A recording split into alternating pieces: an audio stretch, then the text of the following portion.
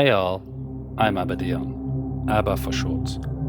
And today we're gonna talk about a new game. And as you might have guessed it from the intro video, it's Resident Evil 0. Let me just give you a very short history lesson. Resident Evil 0 is a survival horror video game developed and published by Capcom. Capcom, who is also responsible, for the whole Resident Evil series, of course, Devil May Cry, Silent Hill, Dino Crisis, etc. and so on. It is the fifth major installment in Resident Evil series, according to the release dates, of course, and was originally released for the GameCube in 2002. However, in 2015, Capcom announced the HD remastered version, and that one was released for the PS4 on 19th of January in 2016. Now, without spoiling, I'll just give you a short summary of the game. The game is a prequel to the infamous Resident Evil, covering the ordeals experienced in the Arklay Mountains by the special police force unit STAR's Bravo team. Resident Evil 1 talks about Alpha Team, and 0 is more about Bravo team. The story follows medical officer Rebecca Chambers and a convicted criminal Billy Cohen as they explore an abandoned training facility for employees of the pharmaceutical company Umbrella. So let's talk about graphics. Although the game is now almost 5 years old, the graphics and quality of the image can still easily hold its place in the top 10. I'm talking, of course, about the PS4 version, not the GameCube one. Because as you can see in the image right here, first one is the prototype, like pre-GameCube.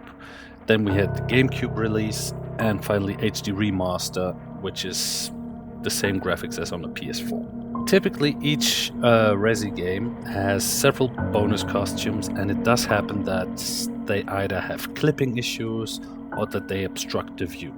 Just as this image right here, where you can see Jill's pirate costume in Resident Evil Revelations. Problem being, looks cute and all with a little parrot on the left shoulder, but the left side of the screen is totally obstructed, so you don't know what is attacking or coming from the left, so that's really not something that we want. While in Resident Evil 0, that's not the case. All costumes fit nicely, as if they were, natural.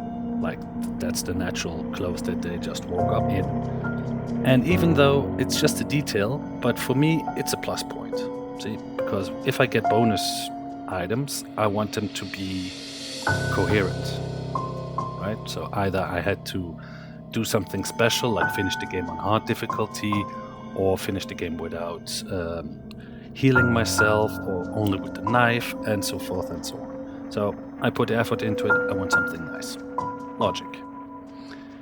Now, also a small detail in the cutscenes. You know, the characters, they move their lips at the right time, so they are in sync. Not like previous games, where you see that the character is moving his lips, but they're out of sync, because back in the day, they were programmed in Japanese, obviously. Capcom is a Japanese manufacturer, so they will program it in Japanese. And then when they did the English translation, the lips were already programmed, so the movement of the lips didn't, sync with the words that would come out. So that is one detail. The sync is perfectly fine. And also, the characters, they blink while talking, like a normal human being does. If you go back in, older games for example, the old version of Resident Evil 1, the characters don't blink. And even the mouth moves, if it moves just a bit. But, it's a small detail, but I think it's important because it really shows how they really wanted to make it real life-like. So, I know it's detail, but still, it's graphics, so for me it's something I wanted to mention. Also, the graphics, they are such that they translate the atmosphere of the game. So, when I walk down the corridor, later in the game, when I walk down a corridor and there's a little bit of fog because it's damp, because of waterfall nearby, the graphics are such that you can feel, you can feel the dampness and the moistness of the air on your skin. It's really, really well done, I believe, for an old game. Okay, so if we were talking about, let's say, Ghost of Tsushima or Horizon Zero Dawn, obviously that would be, well, without question, that the graphics adapt to the real life scenario and environment. But this is a game that's more than 5 years old. Well, even more, because the original release was 2002. So that's, for me, it's a big detail that's worth mentioning. So my score would be an 8 out of 10. Now let's talk a bit about the vibes. Audio, SFX, BGMs, etc. and so on. So the audio is more ambient than real songs, you know. The only songs, well, where you have either choir in the background or a single voice, or that is like an epical piece of orchestrated music, that happens with big encounters, boss fights, but that's more or less it. The rest of the game is more ambience, and it is very well done because it gives the feeling about this creepy horror survival feeling that really only Resident Evil can give you. Okay, not only Resident Evil, my bad. Silent Hill does the same. True. But, well, it's also Capcom, so yeah, no big surprise there. But, yeah, there's a but coming. I admit there's some exceptions to this famous Resident Evil ambience thing. Like Resident Evil 4, 5, 6, Revelations 1 and 2, and of course the spin-offs, like Operations Raccoon City, Umbrella Corps, etc. But, like I said, those are spin-offs, so they don't really count in this case. One question for you, you can just answer that in the comments below. Well, how do you know that you have a good atmosphere ambience in a horror game? Just tell me in the comments. Well, for me, because I lived it, so that was one of the few occasions that it happened, is that when you get goosebumps or really feel oppressed and almost you're starting to panic just with the ambience and the sounds around you, I'm thinking about Alien Isolation. Okay? The tension of that xenomorph who's chasing you across this huge space station is just wow. Still, lovely, but wow. So, my final note for audio would be a 7 out of 10. Okay, now let's talk a bit about the mechanics and more or less the feeling of the game.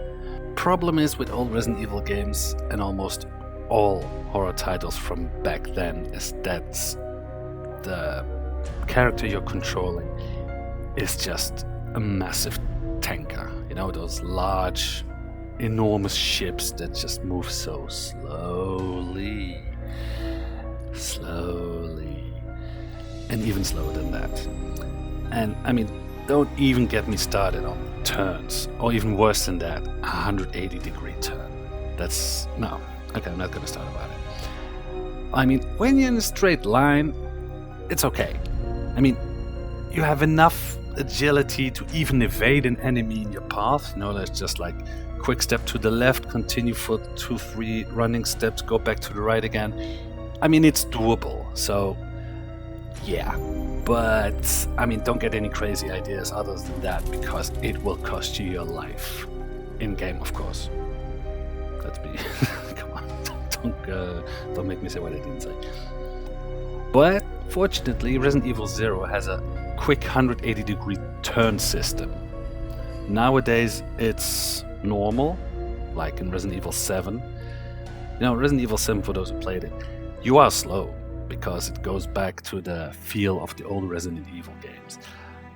And you know that if you have to make a 180-degree turn when you're in that game, and you don't use the quick turn, basically you're gonna get hit, murdered, eaten, infected, whatever. But yeah, so that 180-degree turn system does make it more manageable. You're still slow though, but still, it's more manageable. Well, apart from that, there's some few nice touches that were added, like the use option, when you pick up an item, so you can use it directly. For example, an herb. You can just use it if you need it right now, instead of picking it up, open inventory, selecting the herb, and then use it. Right? So it's a shortcut, and it's, just game comfort, but still, it does make a big difference. Also, in Resi 0, the exchange function between Rebecca and Billy is very handy. One can be more or less a mule, to carry the stuff around. Normally, if you would have one character, your inventory is full. Even though Resident Evil is still the king of inventory management, with two people carrying stuff, it is way more manageable. One is carrying, the other one is concentrating on killing stuff. Well, that's how I play it. Now, also another thing with this new co-op system in Resident Evil 0, just let me be clear about one thing. Co-op in-game doesn't mean you can play with two people at the same time. No, it's a single-player game, but you control two characters simultaneously. So what that means is, let me just show you. See, now I'm with Billy, I'm just pushing that little, thing towards Rebecca, and instead of going over it, joining Rebecca, and then push it again, I just switch over to Rebecca and she pushes the rest. Okay? Now, same thing happens in situations where you have to fight. The idle partner will attack the same enemy that you are shooting, and he can also obey orders like join, regroup, or stay if you have to do some pressure plates. For example, you go somewhere and you say, okay, you come here, stay, I go to the other one, I go on there, and then the puzzle is solved. Okay, before that was not possible. Like here, for example, there's an enemy attacking, and I just switch from one character to another, and to avoid taking damage with Billy, I just tell him to join me, and then he comes running, so the explosion doesn't hurt him. Now, another thing about the shooting mechanic, it has two main things, for me. One, the auto-aim for this game is good, which is, it's a bit of cheating, but it is a fixed camera angle. You cannot move the camera yourself. So, this auto-aim will detect enemies even if they're off-screen. So, let's be honest, if that would still exist today, it would be cheating as hell, but it was back in the day, so they had to compensate for the camera angle. That's one thing. Second, which is a very nice touch in my opinion, is that when you reload, he reloads automatically, but the clip is physically ejected from the gun, it clatters to the ground, he takes another one from his pants, because they stock everything in their pants in this game, jams it in, and continues shooting. That simple, physical detail of the clip going out is a nice touch. Because back in the day, who cared? No one. This is, in my opinion, a nice touch. Now, the menu reload, like we were used to do in Resident Evil 1, 2, and 3, before the remakes came out, it's still possible. Okay, so you go into your menu, you select your bullets, you just say combine with, and then you select your handgun, it reloads the gun, and the game is paused. That is still possible, but where's the fun in that? You already have auto aim, so don't push it. Also, one thing is the fighting is still a bit clunky in my opinion when you use a knife. Because you do your knife swing, you have to wait until the end of the animation before he even considers doing anything else. Only way to, cut that short is to let go of the aim button. There's another thing that I wanted to mention, because I realized this while getting the footage for the video itself, is that this option that exists in Resident Evil 0 when you have an item, for example, when you're having issues to manage your character storage, let's put it like that, and you have too many items, but you don't want to lose them. In the other Resident Evils, when you just have an item that you cannot use, you can either, if it's a herb, you can just use it on yourself while you waste one healing item, but still you can pick up something else. Or in this case, what you can do is just drop it. And if you drop it, it remains there. Also, it shows up on your map. And this map option not only shows you the items that you dropped, but the items that you identified. So let's say you see something on the ground, you pick it up, you see what it is, but you don't take it with. Do you want to pick up the item? You say no. It remains there, but if you open up your map and you can scroll through the items that you identified, it still shows you what it is. So that is a very, very handy option, I believe. Really is a lifesaver. Big negative, I would say, is that 1, they're slow, 2, the fighting with a knife is clunky. But apart from that, awesome. So my score would be an 8 out of 10. So, final score and grand total. Just a small conclusion and then I'll give you the score. I really enjoyed the game. I'm saying this objectively, even though I'm a big Resident Evil fan. Honestly, yes I am, yeah I am.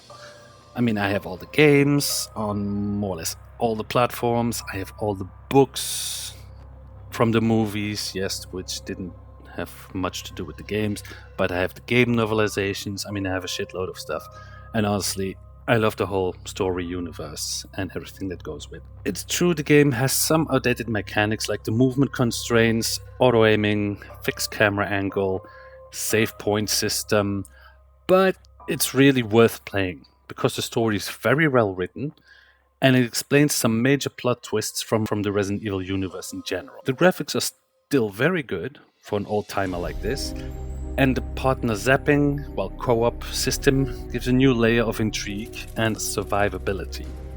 I mean, Billy has more defense and his gun does more damage, but Rebecca has the ability to mix herbs to make more potent heal items. So, I mean, they all have positives and negatives. And I would say that all in all, I give my seal of approval, if it means anything, but still I do. And I would really, really suggest that you play this game if you see it in the PS Store or even in disc version in the shop. Honestly, just give it a go, give it a whirl, and if you don't like it, well, okay. Too bad, you can't like everything, but still, I believe that if you like the whole story universe, you will like this game. So the grand total for me would be an 8 out of 10.